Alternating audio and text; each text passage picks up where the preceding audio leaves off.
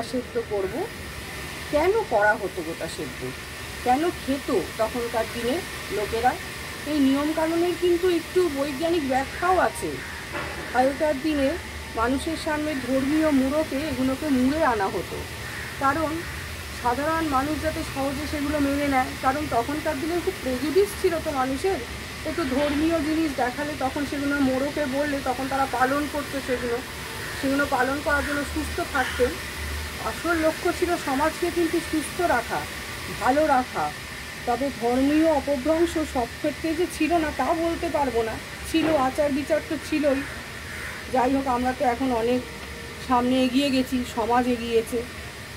এই শীতল ষষ্ঠীতে গোটা সেদ্ধ খাবার বৈজ্ঞানিক কারণ ছিল, তখনকার দিনে ধরুন আজ থেকে 100-150 বছর আগের কথা, তো চিকিৎসা শাস্ত্রের এত উন্নতি লাভ হয়নি। এখন যেমন অ্যান্টি পক্স, অ্যান্টি হাম ছোটো বাচ্চাদের যে দেয়া হয়, তখন তো এইসব ছিল না। তখন এই সব রোগ থেকে বাঁচতে এই ভেষজ উপায় বার করেছিল সবাই। এই কিন্তু সত্যি একটা বৈজ্ঞানিক ব্যাখ্যাও আপনি বলতে পারি আমরা। গোটা সেদ্ধতে যা যা উপকরণ পড়ে তার মধ্যে অধিকাংশই কিন্তু অ্যান্টিপক্স হিসাবে শরীরে কাজ করে। যেমন ধরুন সজনে ফুল, কাঠি পালংটা আমি একটুখানি জলে ভিজিয়ে রেখেছি। তারপরে ধরুন এই শিম, কড়াইশুঁটি, সবই, গোটা মুগ, এগুলো সব অ্যান্টিপক্স হিসাবে কাজ করে। তাই সরস্বতী পুজোর পরের দিন শীতল ষষ্ঠী এই মোড়কে ধর্মীয়ভাবে তখনকার দিনে মা বোনেদের এবং পরিবারের সবাইকে এইভাবে খাওয়ানোর রীতি ছিল, এই গোটা সেদ্ধ। এখনকার দিনে তো সেদ্ধ খেতে ডাক্তাররা বলেই থাকেন যাতে এতে শরীরের মেটাবলিজম প্রসেস ভালো থাকে। এখনকার বাচ্চারা তো ছোটো থেকেই হেলথ কনসাস, তারা তো খেতে, আমার বাড়িতে তো বাচ্চা খেতে ভালোই বাসে। আমার বাচ্চা বড় হয়ে গেছে, তারা এখন কেউ এখানে থাকে না। গোটা সেদ্ধ মানে গোটা গোটা ব্যাপার, গোটা গোটা ব্যাপার, সব সবজি গোটা, বেগুন, রাঙা আলু, আলু, শিম, কড়াইশুঁটি, সজনে ফুল, কাঠি কচু কাঠি পালংটা আমি গোটাই নিয়েছি, একটু মুড়ে ভেঙে জলে চুবিয়ে রেখেছি। ভয় করে খেতে এখনকার দিনে কি থাকবে না থাকবে। আমাদের বাড়িতে জ্যাঠাইমারা আমাদের বাড়িতে 1 হাঁড়ি করে গোটা সেদ্ধ হতো। সবার বাড়িতেই মানে তখনকার দিনে গোটা সেদ্ধ খাওয়ার রীতি ছিল। এখানে একটু মুগ ডাল, গোটা মুগ ভিজিয়ে নিয়েছি। চলুন কিভাবে করছি আপনাদের দেখাই। গোটা সেদ্ধ মানে গোটা গোটা, ছটা করে নিয়েছি। চলুন। আগে আমাদের বাড়িতে দেখেছি জ্যাঠাইমারা হাঁড়িতে করতো, আমি কুকারেই দিয়ে দেবো সব কিছুটা। গোটা মুগ, 6টা আলু, সব ছটা রাঙা আলু,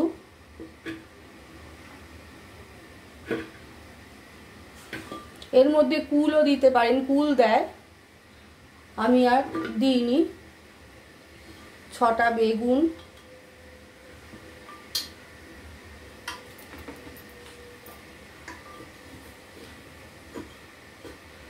চেপেই ঢোকাতে হচ্ছে, আমার কুকারটা একটু ছোট হয়ে গেছে। আমি কুকারে করছি তাড়াতাড়ি চটজলদি করার জন্য, এখন সময়ও তো বাঁচাতে হবে। তখনকার দিনে কুকার ছিল না, হাঁড়িতে করতো। গোটা কড়াইশুঁটি আর শীষ পালংটা দিয়ে দেবো।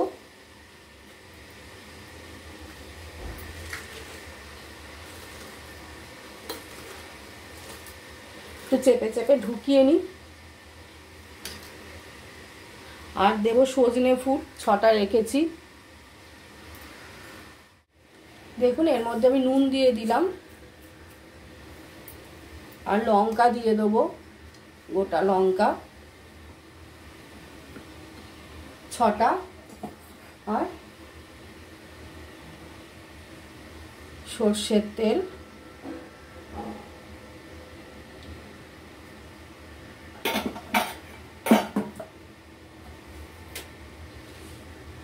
জল দেব।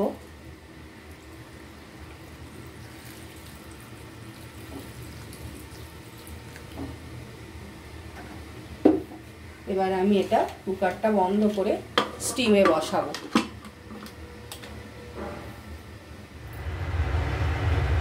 দেখুন আমার গোটা সেদ্ধ একদম রেডি হয়ে গেছে।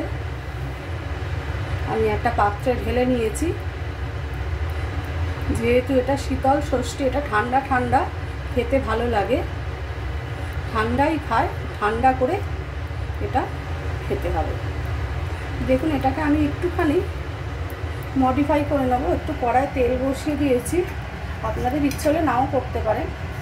একটু পাঁচফোড়ন দিয়ে আমি একটু মৌরি আর আদা বাটা দিয়ে দেবো। মৌরি তো শরীরের পক্ষে ভালো, ঠান্ডা করে পেট। আর একটু আদা বাটা অল্প দিয়েছি, দিয়ে এটাকে একটু নেড়ে আমি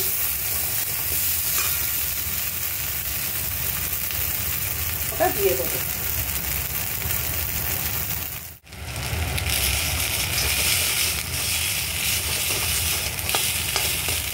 যেহেতু সেদ্ধর মধ্যে সবই দেওয়া আছে, কাঁচা তেলে আমি এতে তেল একদম সামান্য দিয়েছি, দিয়ে এটা আমি ঢেলে দেবো।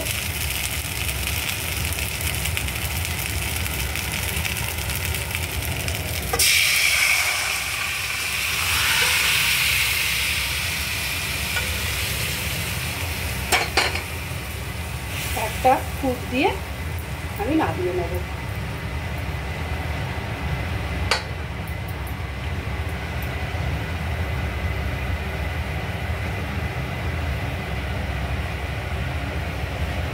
আমার সম্পূর্ণ রেডি হয়ে গেছে। বাঙালির প্রতিটি ঘরে একটা অনেক পুরনো রেসিপি গোটা সেদ্ধ। যদি আমার মতো রেসিপিটা বানাতে চান তো এইভাবে করে নেবেন। যদি আমার রান্নাটা ভালো লাগে লাইক শেয়ার কমেন্ট করে দেবেন। ভালো থাকবেন, সুস্থ থাকবেন। আমি আবার নতুন রান্নার রেসিপি নিয়ে চলে আসছি আপনাদের কাছে। টাটা।